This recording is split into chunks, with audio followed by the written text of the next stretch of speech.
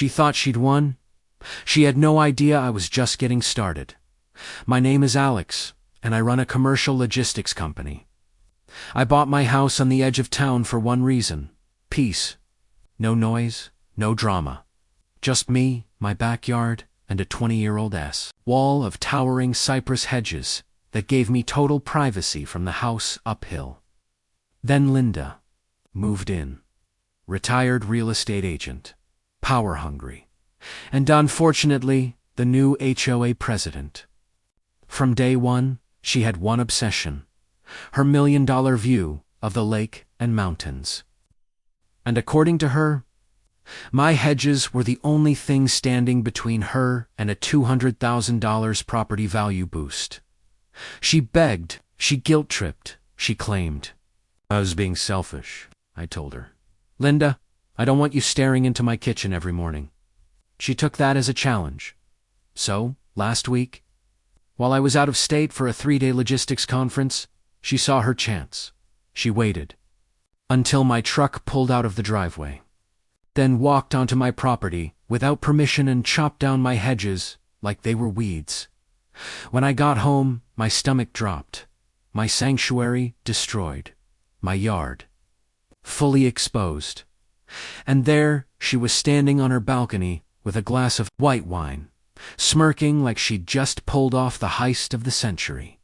What's done is done.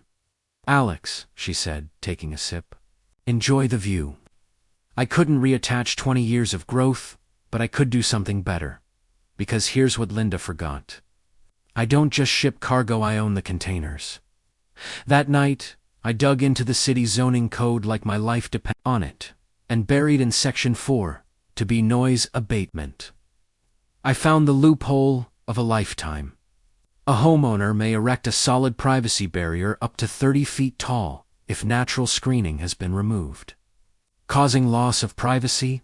It said nothing about what the barrier had to be made of. No mention of wood, no brick, no rules against shipping containers. So at 6 a.m. on Saturday, the neighborhood woke up to the roar of diesel engines. 3 flatbeds rolled in. A crane rumbled down my access road.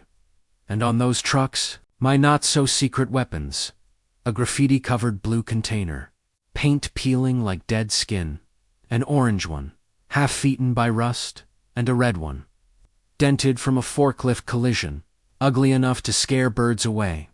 One by one, I stacked them. Like Jenga, blocks of justice, 27 feet of industrial. Vengeance, right? Where my hedges used to stand. By the time Linda stumbled onto her patio in a silk robe, screaming, "What is that?" her so-called million-dollar view was gone, replaced by a towering wall of rotting dented steel. She lost it. Called the cops, the fire department, city code enforcement. They all came. Measured, checked permits, and then the sweetest words I've ever heard. "Ma'am, he's within his rights. You don't own the view. And since you admitted to cutting down his hedges, he's legally entitled to restore his privacy." Linda collapsed into her patio chair like the world that ended. For her, it kind of had. The fallout was instant. A real estate appraiser dropped her home's value by $200,000, exactly what she thought the view was worth. The neighbors, finally fed up with her HOA tyranny, voted her out in an emergency meeting. And me, I'm thinking of hiring a muralist to paint something beautiful on my side. But Linda sighed, staying rusty. Because sometimes the best revenge isn't a lawsuit. It's a monument built on your own land. Within the law, staring straight into the eyes of the person who thought they could take your peace. And if that doesn't give you satisfaction, you haven't been paying attention? Want more neighbor justice served cold? Hit like, subscribe, banned, stay tuned for my next showdown. The guy who tried to sue me for grilling steak in my own backyard.